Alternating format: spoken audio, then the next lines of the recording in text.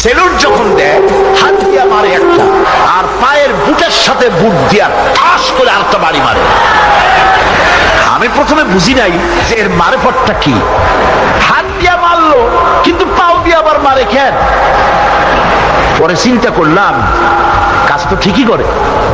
এর অর্থ হচ্ছে মন্ত্রী সাহেব, যতদিন পর্যন্ত দেশের সংবিধান এর মর্যাদা দিয়ে দেশের স্বাধীনতা, সার্বভৌমত্ব এবং অখণ্ডতাকে ঠিক রেখে দেশের মানচিত্রের অস্তিত্বকে বজায় রেখে দেশের আইন এবং শৃঙ্খলার প্রতি আনুগত্য স্বীকার করে মন্ত্রিত্ব চালাবেন, ততদিন এরকম।